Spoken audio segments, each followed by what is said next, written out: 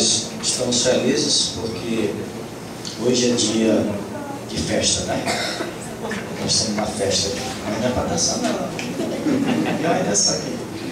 Estamos felicitados, né? Felizes, porque o Senhor fez grande obra em nossas vidas, Jesus Cristo. E você, nesta noite, que está conosco, que ainda não tem Cristo, Jesus lança o convite da salvação. E hoje nós temos como pregador, nós temos o pastor Ranulfo Tobar. Pastor que aqui há muito tempo passou por esta igreja, sentiu a necessidade, né, irmão, das lutas, né, do ministério aqui. Aqui é terrível, muita luta. E como nas outras igrejas, não deixa de ter muita luta, né, irmã Neide? Lá na Jeresi também, muita luta, quem sabe, o pastor Roberto, né? Mas, irmãos, para tudo há um preço, certo? Tem que ter um preço. Quer chegar no céu? Tem que ter um preço, meu amigo, tem que pagar, né? Fácil. E todos nós aqui pagamos o preço aqui da igreja Sião, né? E graças a Deus nós somos vitoriosos. Pastor Ranulfo, por favor, levante. Vamos agradecer. Senhor nosso Deus, te louvamos porque estamos neste momento entronizado através da fé, teu trono santo de graça. Nesta noite, ó Deus, estamos aqui neste local santo para receber a tua palavra santa e verdadeira. Tu abençoe as palavras, Senhor, que vai ser produzida, ser comunicada, como abençoe receptores que irão receber, ó Deus, a palavra da salvação.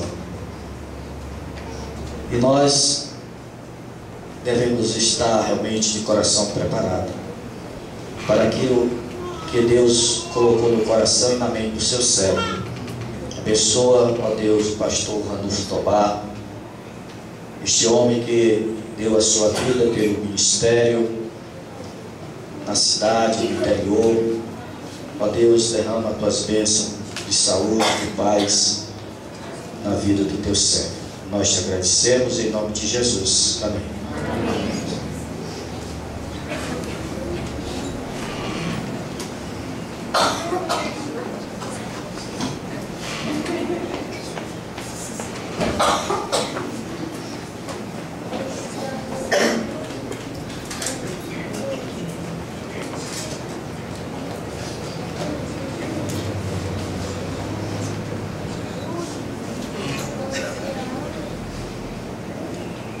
Boa noite, irmãos. Para mim é uma honra, uma grande honra estar aqui com os irmãos e para trazer a mensagem da palavra de Deus nesse dia festivo, esse dia tão alegre, tão feliz aqui da Igreja Batista Sião de Manaus. Faz anos que eu preguei aqui também no aniversário dela, e agora Deus me concedeu esse privilégio, essa bênção de estar aqui novamente com os irmãos. E, irmãos, o trabalho de Deus é assim, muito difícil, trabalho árduo, essa igreja está com 57 anos, né? Hoje está fazendo 57 anos e ela tem progredido, sim. Eu lembro de uma vez, faz anos isto, o missionário Haroldo Brett estava num culto, ele pregou num culto de despedida, que ele sempre passa 4 anos aqui e 1 ano nos Estados Unidos. E ele ia viajar, esse culto. Aí ele falou assim: olha, eu vou para os Estados Unidos e vou incentivar os irmãos lá sobre o trabalho aqui para receber ajuda aqui para o Brasil, né? Trabalhar no Brasil. E eu vou dizer uma coisa, as igrejas lá são grandes, muitos membros, mas se fosse doutrinar como vocês são doutrinados aqui, elas ficariam menor do que essas igrejas daqui. Então, irmãos, graças a Deus que a igreja de Deus, a verdadeira igreja, são grupos pequenos, mas verdadeiros na palavra de Deus, né? Eu quero ler apenas 2 versículos. Vamos abrir nossa Bíblia em 1 Coríntios, capítulo 2, verso 1 e 2.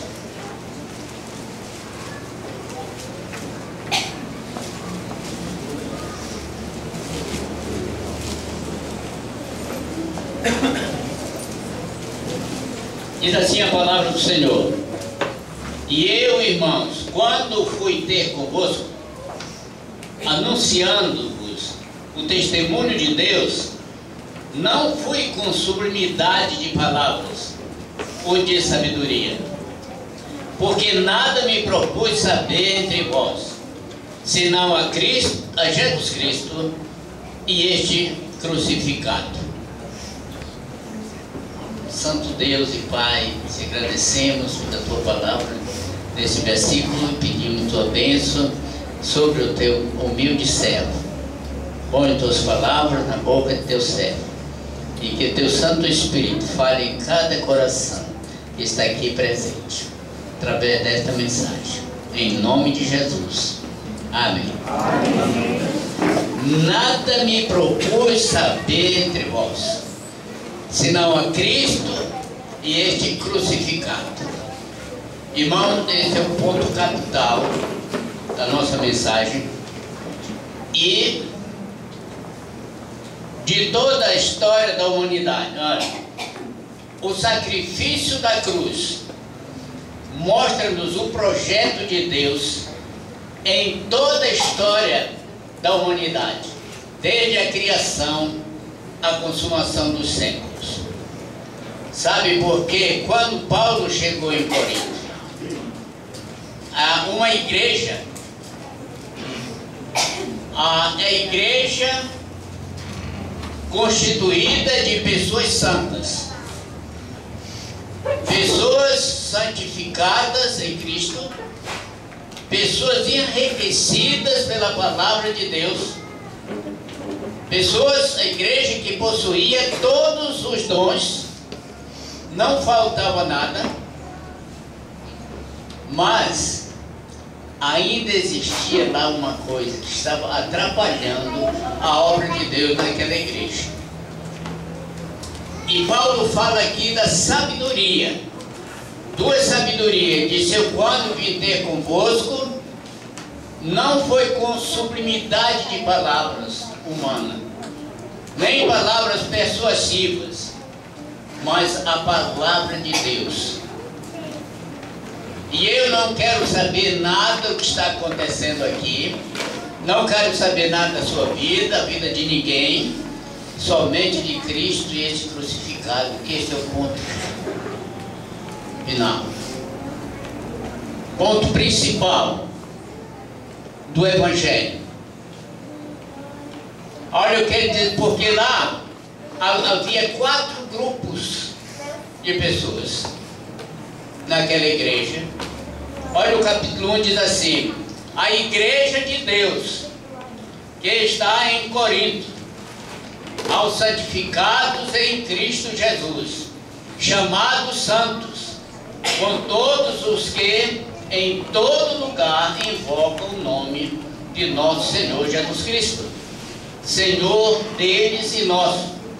Graças e paz da parte de Deus nosso Pai e do Senhor Jesus Cristo. Sempre dou graças ao meu Deus por vós, pela graça de Deus que vos foi dada em Jesus Cristo, porque em tudo fostes enriquecidos nele, em toda palavra e em todo conhecimento. Irmãos, a igreja é composta de pessoas santas, e essas pessoas santas nasceram aqui desse sacrifício de Cristo na cruz. Foi o sacrifício de Cristo que nos dá a certeza de uma salvação. Todo aquele que crê. Um sacrifício único que foi realizado em nosso favor, em meu favor e em seu favor. Cristo veio salvar os pecadores. E lá na cruz, ele foi crucificado no centro, no coração da terra. Os irmãos que estudam a Bíblia sabem que todos, Jerusalém está no alto, todos sobem para Jerusalém. Todos. Ela está lá em cima. Cristo foi crucificado ali para todas as nações. Toda pessoa olhar para ele, como Moisés levantou a serpente no deserto, para que todo aquele que fosse picado pela serpente olhasse para aquela serpente de bronze e cresce, sem colocar qualquer remédio, era salvo da morte. Assim, Jesus foi levantado para que todo aquele que nele crê não pereça, mas tenha vida eterna. Amém, irmãos? Amém. Olha aqui, a igreja dos santificados. Os irmãos têm que saber uma coisa, que a igreja é composta de homens e mulheres santos,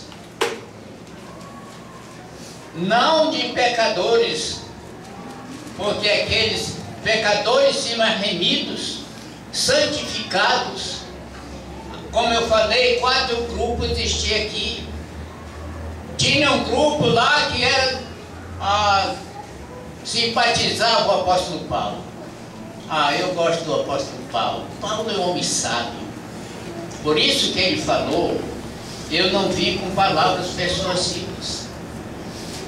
Eu vim com a palavra de Deus. Mas muitos simpatizavam Paulo. Eu gosto de Paulo, eu sou do lado de Paulo. Porque havia muitos pregadores importantes lá. Tinha o Apolo, o Cefas. E outro dizia, não, eu não gosto de Paulo. Ele é muito rígido.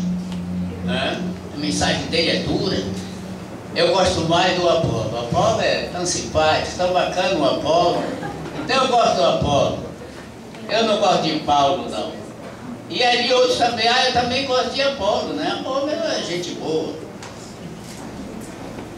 E outro dizia, não, eu nem de Paulo e nem de Apolo. Eu gosto mais do Cefas. Cefas, sim, que é gente boa. Então havia aquelas divisões lá na igreja. Na igreja de pessoas santificadas ainda existia gente dessa natureza. Por isso que o apóstolo Paulo, ele não foi falar, não chegou lá para, olha, você tem que se ajeitar aqui para não haver confusão. Não, ele disse, é Cristo. Porque essa pessoa crê em Cristo.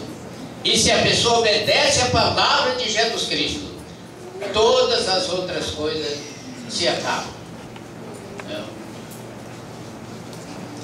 E ele disse, eu não quero saber nada do que está acontecendo aqui. Eu quero falar de Jesus Cristo. Cristo crucificado.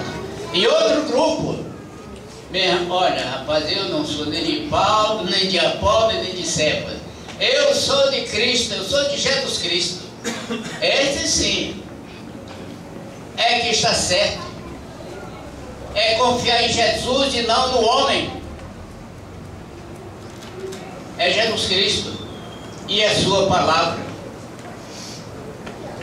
Portanto, por quê? Porque Jesus Cristo é ômega, Ele é o princípio e o fim. Ele é o Criador de todas as coisas, é Ele.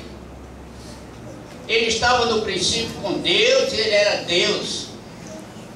Tudo foi criado por Ele e para Ele. Sem Ele, nada do que foi feito se fez. Por isso Ele é a pedra principal. É Jesus.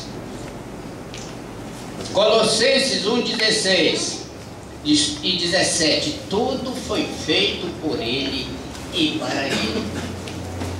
Deus criou o homem para o seu louvor, para Ele. E todas as coisas que existem, céus e na terra. E em João 1, versículo 3, ele diz, sem Ele, nada do que foi feito se fez. Por isso que Paulo disse, eu vou falar de Jesus crucificado. O sacrifício de Jesus Cristo abriu todas as portas da felicidade para o homem pecador. Hebreus 5, 7 e 9.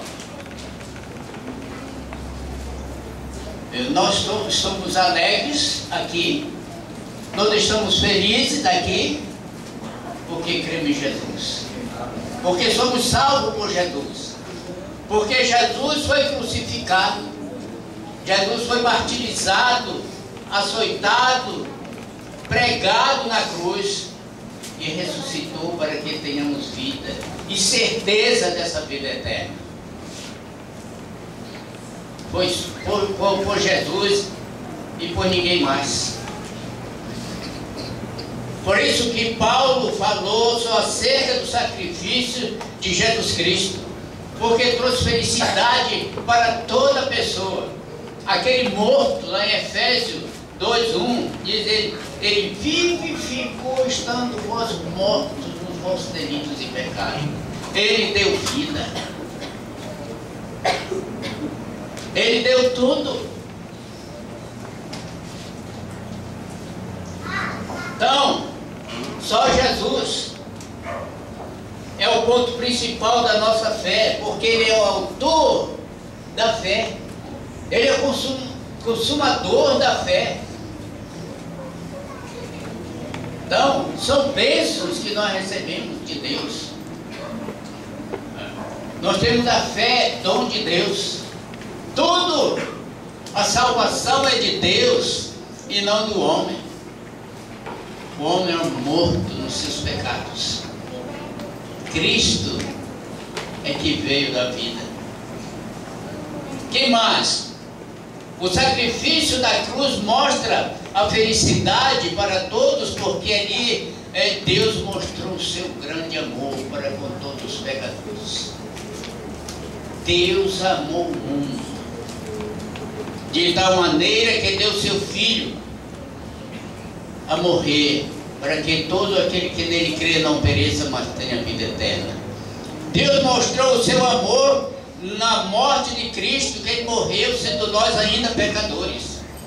Ele não morreu por nenhum salvo.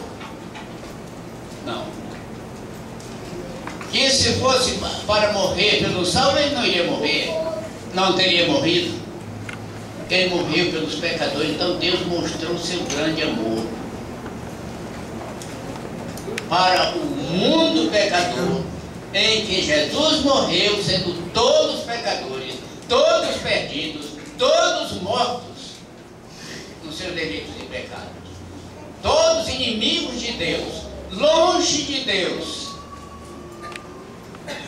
O que a Bíblia diz, que aqueles que estavam longe, pelo sangue de Jesus Cristo, chegaram perto.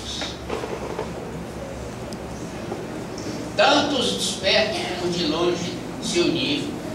Ele tirou a parede de separação, a inimizade que existia entre judeus e gentios, e Ele fez dos dois um só, em Cristo. Nós somos um. Por isso a Bíblia diz lá em Atos, aqueles que se converteram que o coração e a alma dos salvos eram um só. Acabou a inimizade, acabou toda a descrição de pessoas, de vida. Todos são iguais. Deus não faz acepção de pessoas. Deus é tão bom assim, e isso aqui foi demonstrado na cruz. Por isso Paulo diz: olha, eu não quero saber nada do que está entre vocês, mas eu quero falar de Jesus, que é o ponto principal. Se você crê em Jesus, se você obedecer a Jesus, você vai ser amigo do seu semelhante. Você vai ser o verdadeiro irmão, né? Você vai amar a Deus e ao seu próximo. Você vai sentir amor, porque a Bíblia diz que Deus derramou o seu amor através do Espírito Santo. O Espírito Santo derramou o amor de Deus no nosso coração. Derramou como se estivesse num balde. O amor de Deus, para que amemos uns aos outros. Isso foi que Cristo fez na cruz, realizou na cruz. Isso foi que Paulo pregou ali, para que os corintianos compreendessem, e deixassem o partidarismo na igreja, porque o Evangelho não é política. O Evangelho é amor, é paz, é santidade. O Evangelho é o poder de Deus para a salvação de todo aquele que crê. O Evangelho é para limpar.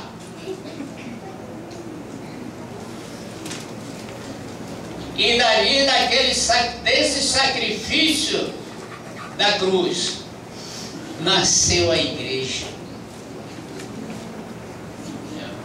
A igreja foi inaugurada depois da morte de Cristo, depois da ressurreição de Cristo. Na descida do Espírito Santo, a igreja apareceu para toda a humanidade. E começou a se converter gente. Os discípulos começaram a pregar o Evangelho. E começou a se converter milhares e milhares de pessoas. Só no primeiro sermão de Pedro se converteu umas 3.000 pessoas. Irmãos, e o povo foi se convertendo, porque eles pregavam a ressurreição de Cristo, morte e ressurreição de Cristo. Se Cristo tivesse morrido e não ressuscitado, não teríamos esperança. Outra coisa, como eu falei, sem derramamento também de sangue não há remissão. A Bíblia diz que Jesus foi oferecido, porque Ele é o Cordeiro de Deus, que foi oferecido para tirar os nossos pecados. Todo aquele sacrifício de bode, de bois, de carneiros que era oferecido, era figura do verdadeiro Cordeiro de Deus. E a Bíblia diz aqui em capítulo 9 de Hebreus,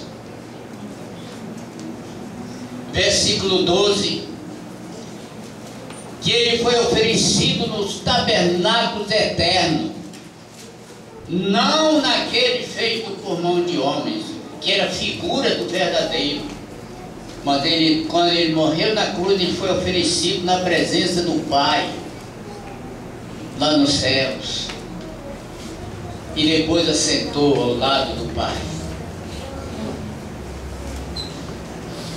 Porque sem derramamento de sangue não há remissão de pecado. É o sangue de Jesus Cristo que nos purifica de todo o pecado. Se Jesus tivesse morrido e não tivesse derramado o seu sangue, não teríamos salvação, não teríamos certeza de vida eterna. Porque é o sangue de Jesus que nos purifica de todo o pecado.